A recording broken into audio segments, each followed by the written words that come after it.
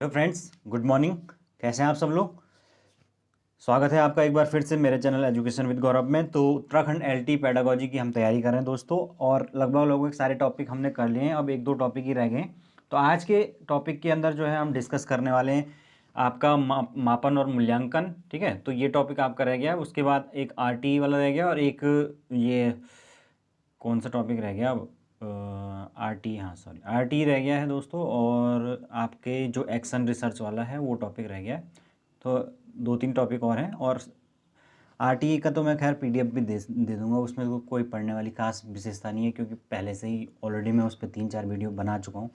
लेकिन फिर भी मैं कोशिश करूँगा उस पर एक और वीडियो बना दूँ। ठीक है, बाकी हम सारे टॉपिक कर चुके हैं लगभग। और फ्रेंड्स, हम जल्दी फिर इसके एमसीक्यूज़ वाली टेस्ट जो है वो डिस्कस करेंगे। ठीक है, तो आप लोग बने रहिए मेरे साथ लास्ट तक। और नोट्स अगर आप लोगों को चाहिए पैडागोजी के लिए तो इस व्हाट्सअप नंबर पर कांटेक्ट कीजिए। नोट्स की फ़ीस जो है 200 रुपीज़ है। ओके, तो चलिए शुरू करते हैं हमारा आज का सेशन। दोस्तों, जैसे मैंने बात की, आज हम बात करने वाले हैं मापन और मूल्यांकन का अर्थ, उसका प्रयोजन, उसकी मूल्यांकन पद्धतियाँ, सतत व व्यापक मूल्यांकन यानी कि evaluation, measurement, techniques of evaluation, comprehensive and continuous evaluation. ये टॉपिक हमारा आज का है। ओके, तो आप लोग मेरे साथ बने रहिए लास्ट तक, क्योंकि ये थोड़ा लंबी क्लास हो सकती है, क्योंकि इसके अंदर काफ़ी सारी चीज़ें जो है वो हम कवर करेंगे। ठीक है, तो थोड़ा लॉन्ग क्लास होगी, तो बने रहिए लास्ट तक। तो सबसे पहले हम बात करेंगे दोस्तों मेज़रमेंट यानी कि मापन की। ओके, तो हम अपने जीवन के प्रत्येक क्षण में अपने आसपास हो रहे परिवर्तनों के प्रति सजग सजग रहते हैं, तथा उन प्रत्येक परिवर्तनों का मात्रात्मक आकलन करते हैं। क्वांटिटेटिव रूप से जो हमारे आसपास परिवर्तन हो रहे हैं उसका हम क्या करते हैं, मात्रात्मक रूप से आकलन करते हैं, जो हमें किसी न किसी प्रकार से जो है वो प्रभावित करते हैं। कोई भी चीज़ हो उसका हम मात्रात्मक रूप से आकलन करते हैं कि वो, क्योंकि वो हमें प्रभावित कर रहा है, और उसी को हम क्या कहते हैं, मापन कहते हैं। अगर हम शिक्षा की बात करें तो शिक्षा जो है वो एक सतत गत्यात्मक प्रक्रिया यानी कि लगातार चेंज होने वाली प्रक्रिया, डायनामिक प्रोसेस है। इससे जुड़े हुए प्रत्येक व्यक्ति, छात्र, अभिभावक, अध्यापक, प्रशासक तथा अन्य नीति निर्माता यानी कि जितने भी स्टेक होल्डर्स इससे जुड़े हुए हैं, वो सदैव किसी न किसी रूप में शिक्षा की चुनौतियों, समस्याएं तथा समाधान के प्रति वो लगातार चिंतित रहते हैं कि किस प्रकार से इसका इवेल्युएशन किया जाए या किसी चीज़ का मापन किया जाए। तो किसी भी समस्या के संबंध में जो तथ्यात्मक जो जानकारी होती है उसके अभाव में कोई भी निर्णय जो है वो त्रुटिपूर्ण हो सकता है। ओके, और सूचनाओं और वस्तुएं जो हैं उनका विश्वसनीय और वैध तरीके से ही हमें जब अध्ययन करना पड़ता है, या वैध तरीके से प्राप्त करने के लिए जो है हमें मापन का सहारा लेना पड़ता है। तो कोई भी इंफॉर्मेशन है, कोई भी सूचना है, उसको विश्वसनीय कैसे बनाया जाए, वैध कैसे बनाया जाए, उसके लिए मापन या मेजरमेंट का सहारा लेना पड़ता है। तो ये हमारी बात हो गई। अब कुछ परिभाषाएं देख लेते हैं। एस जो स्टीवेंस हैं उनके अनुसार जो मापन है वो किसी स्वीकृत नियमों के अनुसार किस वस्तुओं को अंक प्रदान करने की प्रक्रिया है। कोई एक ऐसा नियम है, रूल है, और उस रूल के बेसिस पर हम अंक प्रदान कर रहे हैं। जैसे कि हमने कोई रूल बना दिया कि जो है 70% वाले को हम फर्स्ट डिवीजन मानेंगे, सेकंड 60 वाले को सेकंड मानेंगे, और 50 वाले को थर्ड मानेंगे, और उससे नीचे वाले को फोर्थ मानेंगे। तो ये हमने एक रूल बना दिया है और उसके आधार पर हम अंकन करेंगे। तो यही क्या है, मापन हो गया। ओके, अर्थात जो मापन है उसका स्वरूप क्या है, आंकिक है। किसी वस्तु के गुणों तथा विशेषताओं का वितरण गुणात्मक तथा मात्रात्मक दोनों रूप से हो सकता है, यानी क्वालिटेटिव और क्वांटिटेटिव दोनों प्रकार से हम किसी वस्तु का मापन कर सकते हैं। जब हम उसके गुणों का मापन करेंगे तो वो आपका गुणात्मक हो जाएगा, क्वालिटी का मापन करेंगे तो हम उसको कहेंगे कि मात्रात्मक हो गया। तो ये इसी हिसाब से दो प्रकार के हो गए आपके, गुणात्मक मापन और मात्रात्मक मापन। ठीक है, गुणात्मक जो मापन है दोस्तों उसमें गुण या विशेषता की उपस्थिति या अनुपस्थिति दर्शाई जाती है, यानी कि कोई गुण किसी के अंदर प्रेजेंट है या नहीं है, तो उस चीज़ को दिखाया जाएगा आपका गुणात्मक मापन के द्वारा। जबकि मात्रात्मक जो मापन है उसमें कोई भी गुण या विशेषता किस मात्रा के अंदर किसके अंदर प्रेजेंट है और यथार्थ में उसका क्या विवरण है उसको प्रस्तुत किया जाता है। ठीक है, वास्तव में कितना प्रेजेंट है। जैसे कि अगर हम बात करें कुछ भौतिक गुण हैं, जैसे कि आपका लंबाई हो गया, चौड़ाई, क्षेत्रफल, आयतन, ये सारी की सारी चीज़ें आपके मापन इनका जो है वो परोक्ष रूप से डायरेक्ट जो है वो हो सकता है। और जो शैक्षणिक और मनोवैज्ञानिक क्षेत्र के गुण हैं, जैसे कि आपका बुद्धि हो गया, इंटेलिजेंस हो गया, व्यक्तित्व हो गया, रुचि हो गया, या किसी का कोई पर्सनल क्या कहते हैं हुनर है, ये सारे के सारे इनका मापन जो है वो अपरोक्ष रूप से होता है, यानी डायरेक्ट इसका कोई पैमाना नहीं है कि जिससे आप सीधा सीधा माप दें कि ये इसका व्यक्तित्व ऐसा है ना, या कोई पैरामीटर इस तरीके का नहीं बना हुआ है जिससे आप डायरेक्ट माप सकते हैं। क्योंकि कोई शैक्षणिक मूल्यांकन में सबसे बड़ी दिक्कत होती है कि कोई एक क्षेत्र में अगर खराब हो तो दूसरे क्षेत्र में वो अच्छा हो सकता है। ठीक है, शैक्षणिक जो मापन है वो बहुत ही ज़्यादा चुनौतीपूर्ण और अस्थायी होता है। तो ये क्योंकि लगातार जो है वो परिवर्तन होते रहते हैं शैक्षिक उपलब्धियों में, तो इसलिए वो चुनौतीपूर्ण भी होता है और कठिन भी होता है। अगर हम इसमें चरों की बात करें, चर यानी कि वेरिएबल्स, वेरिएबल्स किसको बोलते हैं, ऐसी राशि जो लगातार चेंज होती रहती है। तो मापन के द्वारा जो वस्तु और व्यक्ति हैं उनके समूहों की विशेषताओं, विभिन्न गुणों और विशेषताओं और गुणों का अध्ययन किया जाता है। जैसे कि फॉर एग्जांपल अगर कोई समूह है उसके सदस्यों की जो लंबाई, भार, उनकी आर्थिक स्थिति वो सब भिन्न भिन्न हो सकती है। तो ये सब क्या है, चर कहे जाएंगे, क्योंकि ये चेंज हो सकते हैं, वेरी करेंगे, ये पर्सन टू पर्सन या अलग अलग व्यक्तियों के हिसाब से ये अलग अलग हो सकते हैं। कोई गुण किसी एक समूह के लिए जो है वो चर राशि हो सकता है और दूसरे समूह के लिए चर राशि नहीं हो सकता है। जैसे फॉर एग्जांपल अगर हम बात करें कि अगर हम केवल एक लिंग भेद की बात करें, तो अगर लड़के और लड़की दोनों का ही ग्रुप है, यानी कि बोथ जेंडर उसमें है, तो उस स्थिति में ये एक कैसा चर हो जाएगा, ये एक चर राशि हो जाएगी। कहने का मतलब है लिंग भेद, क्योंकि वहाँ पर दोनों ही प्रकार के लिंग मौजूद हैं। लेकिन अगर केवल महिलाओं का ही ग्रुप है और केवल पुरुषों का ही ग्रुप है, तो उस स्थिति में जो है ये कैसा चर हो जाएगा, ये एक अचर हो जाएगा, क्योंकि वो स्थिर है। उस स्थिति में क्योंकि होंगे जितने भी होंगे वो पुरुष ही होंगे, तो ऐसा नहीं बोल सकते हैं कि वो लिंग विभेद है यहाँ पर कोई भी।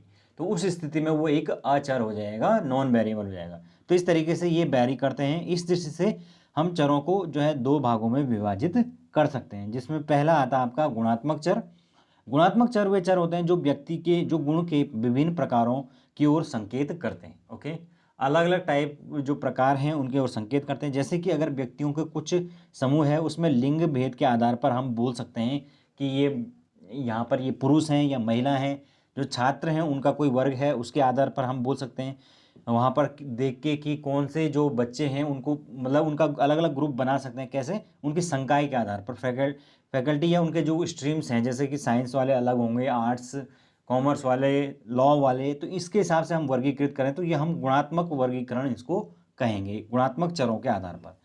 नेक्स्ट है आपके पास मात्रात्मक चर। तो मात्रात्मक चर वो ये होते हैं जिनके गुणों की जो मात्रा है उस जिनमें गुणों की जो मात्रा उसकी अभिव्यक्ति होती है, उसकी क्वांटिटी की अभिव्यक्ति होती है। जैसे कि छात्रों के किसी समूह में जो समूह ने कितने जो परीक्षा में प्राप्तांक प्राप्त किए हैं, किस में से कितने अंक थे, कितने प्राप्त किए हैं, या कोई जो समूह है वो मासिक आय उसकी कितनी है, किस समूह के कितने लोगों की कितनी मासिक आय है, तो ये सारे आपके मात्रात्मक चर हो जाते हैं। ओके, मात्रात्मक चर भी जो है अगेन दो भागों के अंदर विभक्त किए गए हैं, जिसमें कि आपका आता है सतत चर, जिसको हम कंटिन्यूअस जो है वेरिएबल कहते हैं।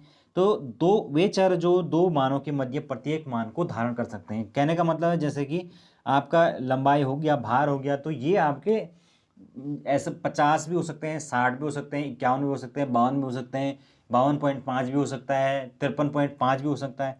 इस तरीके से प्रत्येक जो वेरिएबल है, दो वेरिएबल के बीच का भी इसमें मान लिया जा सकता है।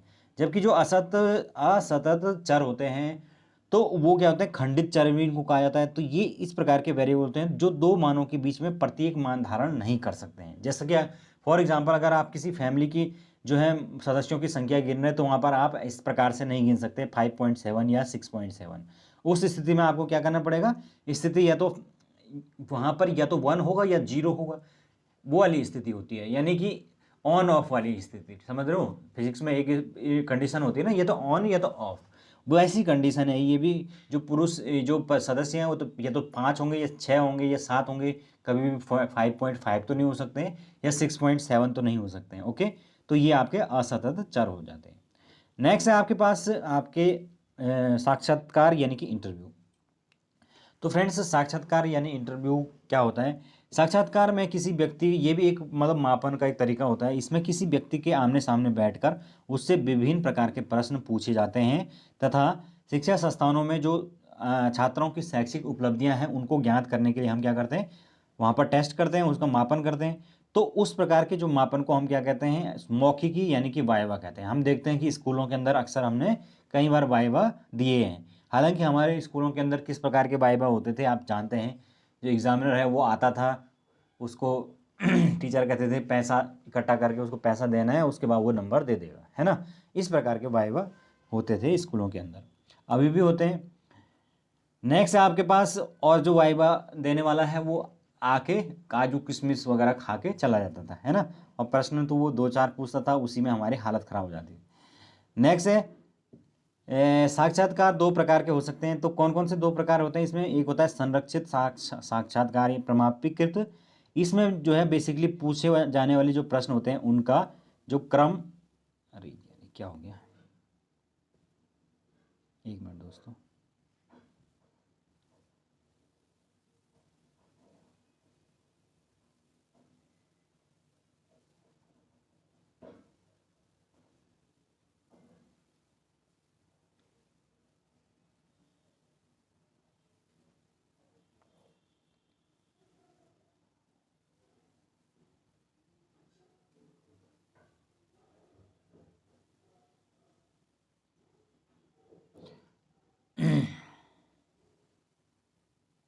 हाँ, तो हम बात कर रहे थे कि प्रमाणीकृत साक्षात्कार, तो इसमें जो पूछे जाने वाले जो प्रश्न हैं उनके क्रम व भाग भाषा जो है वो पूर्व निर्धारित होते हैं। ओके, तो ये बात है। उसके बाद दूसरे होते हैं अमापीकृत असंरक्षित कृत साक्षात्कार।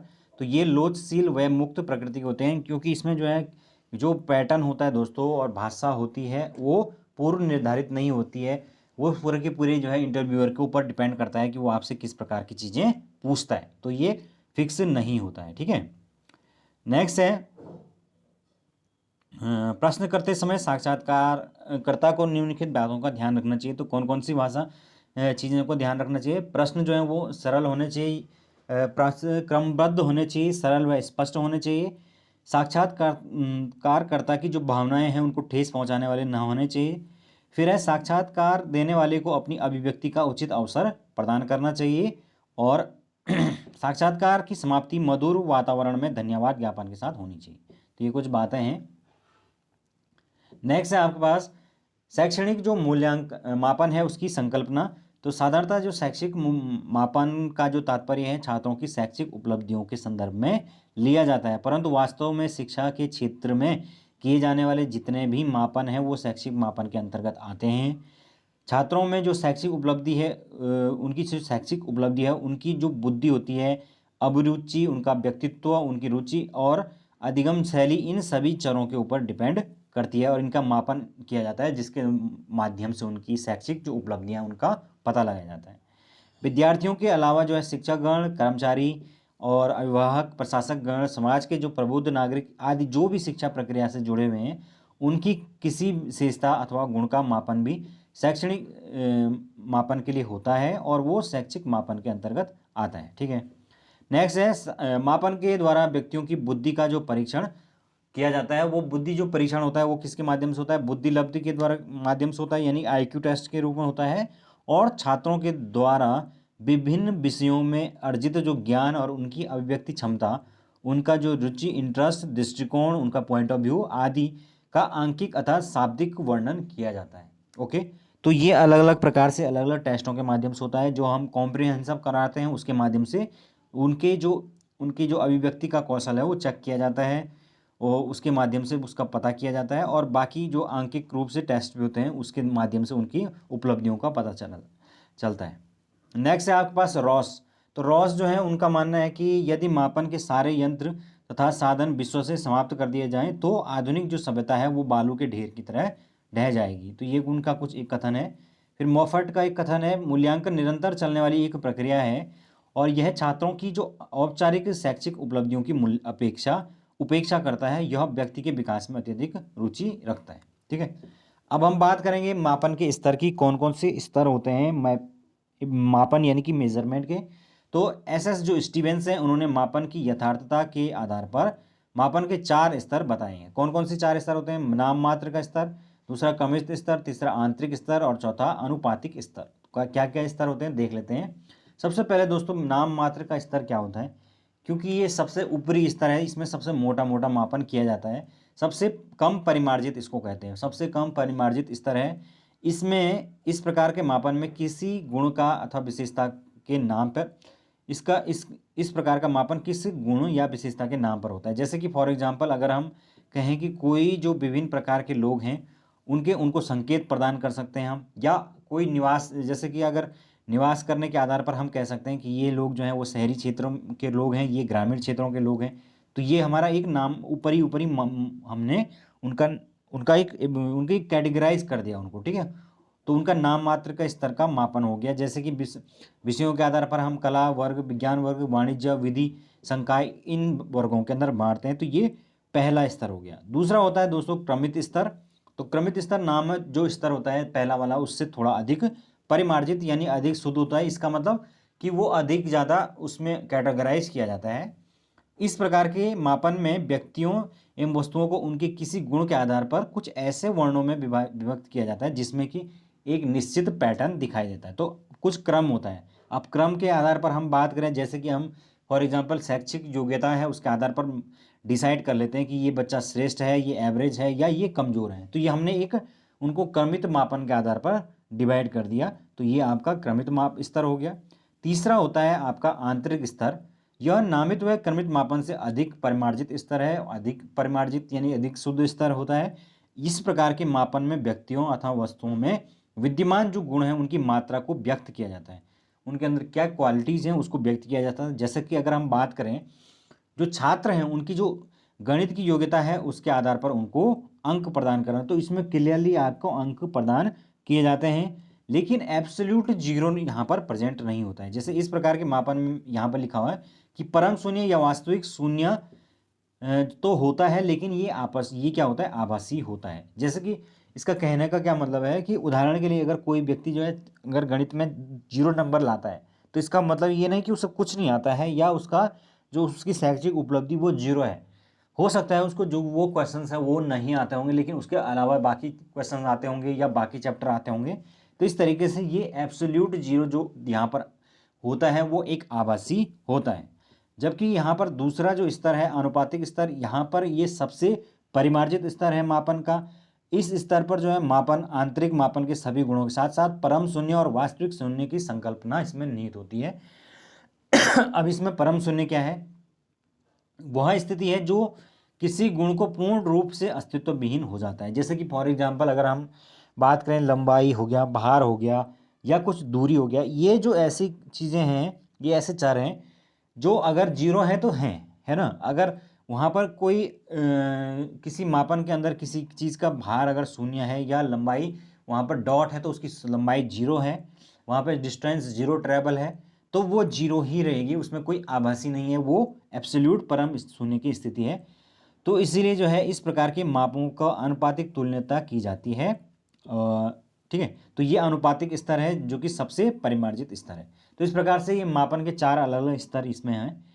नेक्स्ट है आपके पास मूल्यांकन जो है, उसका क्या अर्थ होता है, मूल्यांकन यानी कि इवैल्यूएशन।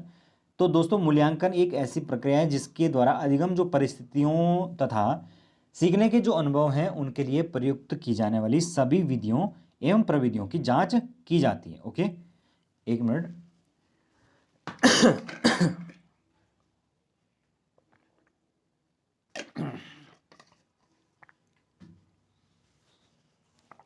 तो मूल्यांकन का मतलब होता है कि जितनी भी आप विधियां और प्रविधियां जो हैं वो सीखने के अनुभवों के दौरान जो है प्रयुक्त कर रहे हैं उन सब की जांच करना। मूल्यांकन शब्द जो है शिक्षा तथा मनोविज्ञान के अंदर विभिन्न अर्थों में प्रयोग किया जाता है।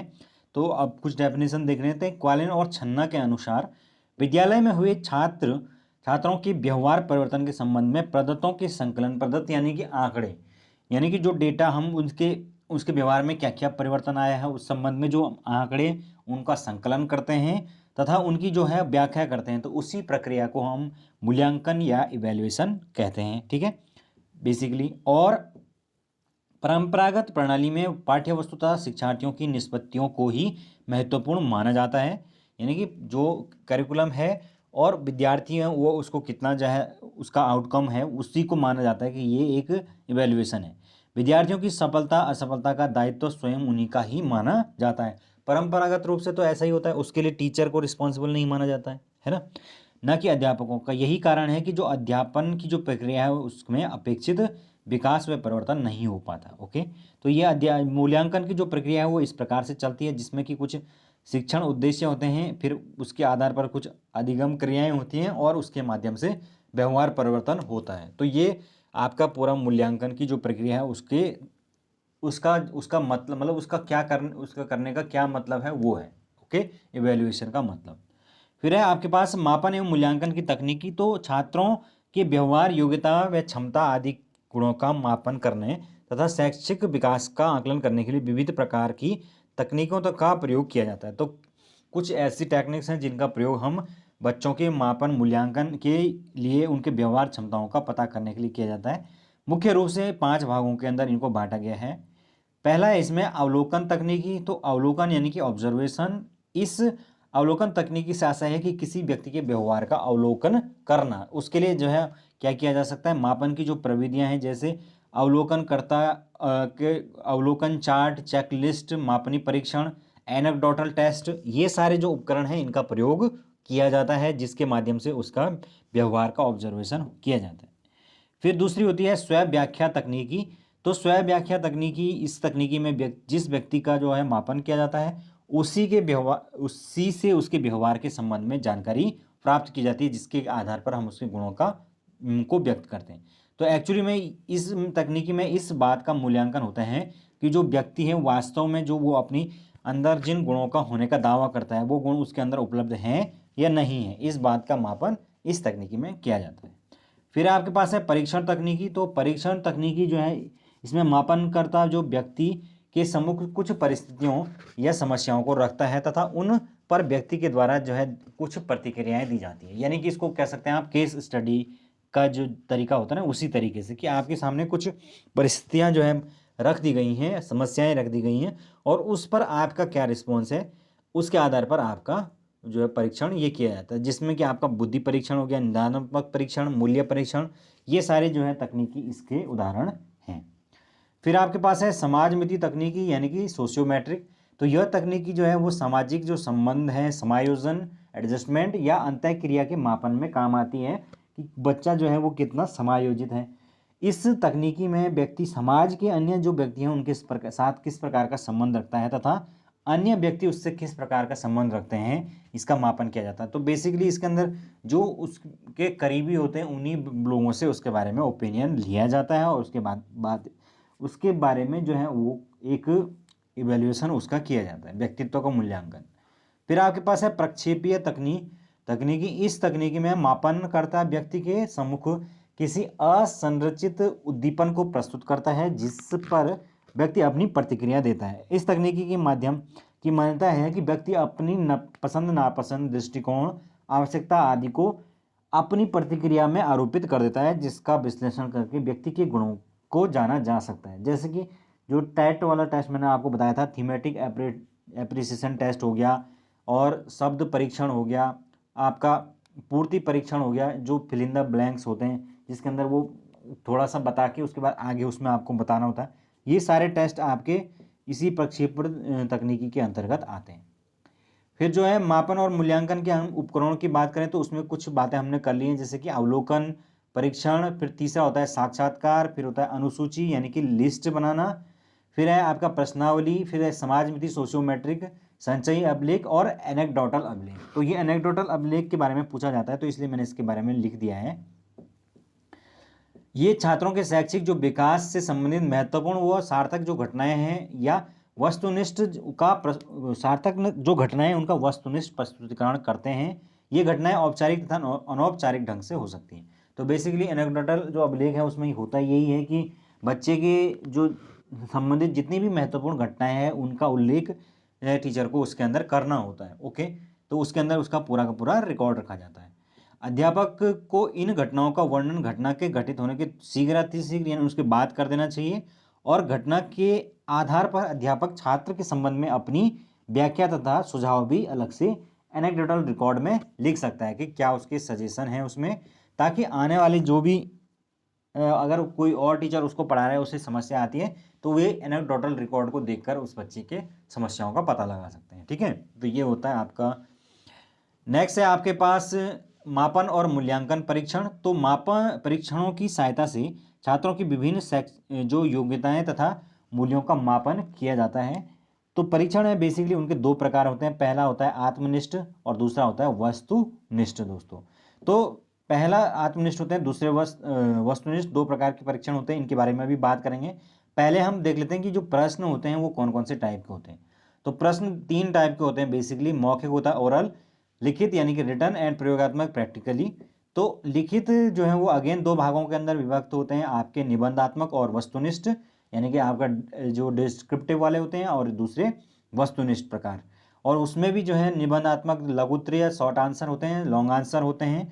और वस्तुनिष्ठ में चयन प्रकार होता है और आपूर्ति प्रकार होता है। चयन प्रकार में क्या क्या होते हैं, सत्य असत्य वाले होते हैं, बहुविकल्पीय क्वेश्चन होते हैं, मिलान सही मिलान करने वाले होते हैं, और वर्गीकरण करने वाले अलग अलग कैटेगरी में।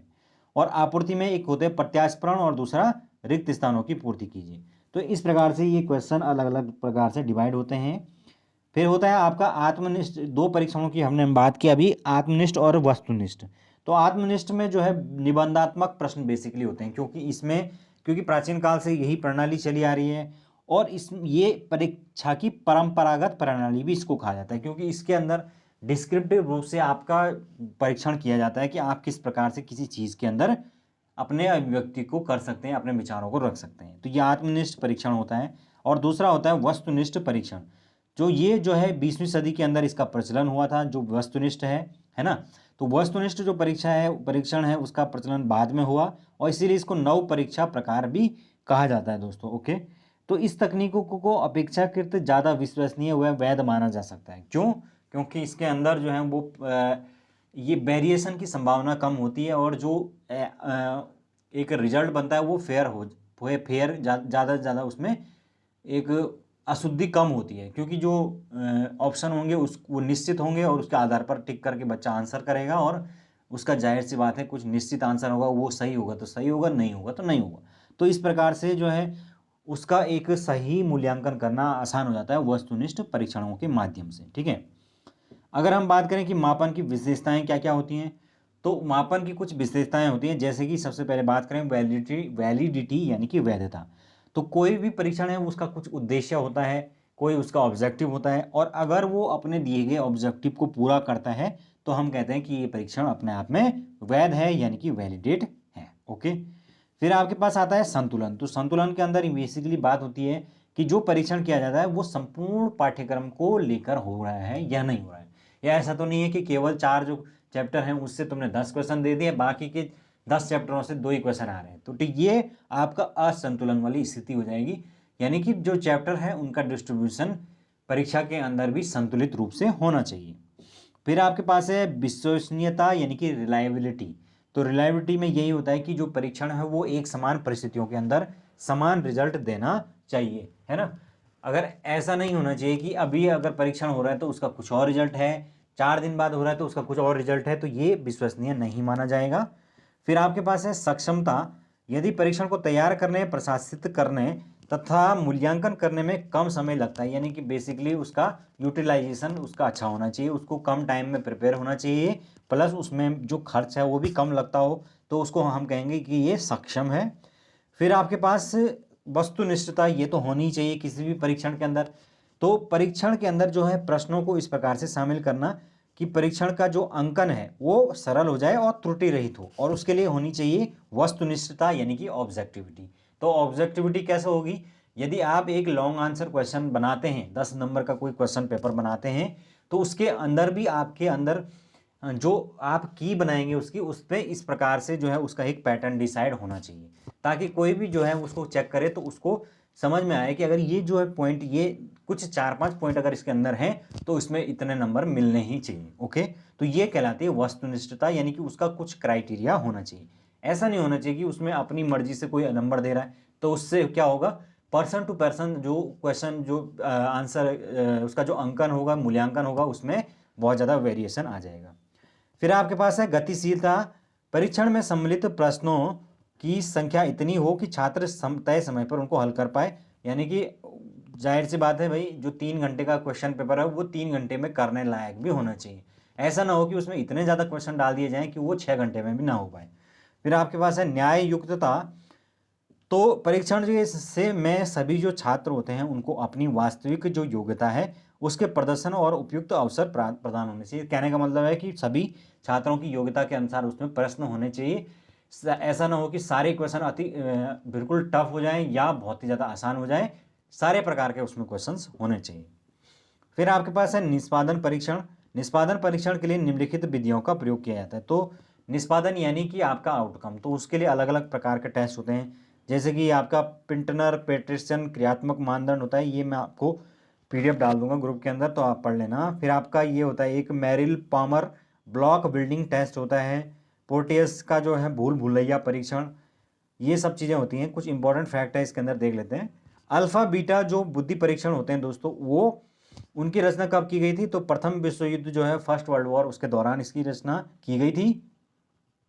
मैंने पहले भी बताया था कि जो आर्मी के अंदर कुछ लोग हैं उनको भर्ती करना था जब, तो उस दौरान ये हुआ कि भाई कौन सा जो है आदमी ऑफिसर बनेगा, कौन सा सिपाही बनेगा, उसके लिए टेस्ट कैसा डिसाइड होगा। तो उसी के लिए ये अल्फा और बीटा टेस्ट था। अल्फा वाला ऑफिसर के लिए और बीटा वाला सैनिक के लिए टेस्ट था, ठीक है। फिर आपके पास है मानसिक टेस्ट यानी मेंटल टेस्ट। इसका सर्वप्रथम आविष्कार 1890 में कैटल के द्वारा किया गया था, और 1905 में सबसे पहले जो विनय साइमन है उन्होंने मिलकर आधुनिक बुद्धि परीक्षण जो है वो तैयार किया था। ओके, तो ये कुछ बातें हैं। तो ये था हमारा मापन और मूल्यांकन। अब अगर हम बात करें सतत और व्यापक मूल्यांकन की, ये क्या होता है ये भी हम देख लेते हैं। तो सतत मूल्यांकन, कंटिन्यूस एंड कॉम्प्रिहेंसिव मूल्यांकन। तो सबसे पहले हम बात करें कंटिन्यूस की, ठीक है। तो फ्रेंड्स, सतत मूल्यांकन एक ऐसा मूल्यांकन होता है जिसमें शिक्षार्थियों को अध्ययन एवं अध्यापन करने के साथ साथ उनके अनुभव और व्यवहार में होने वाले परिवर्तनों को का लगातार जो है वो मूल्यांकन किया जाता है। और इससे यह पता चलता है कि छात्रों को पढ़ाया गया पाठ उन्हें कितना समझ में आया है और कितना नहीं आया।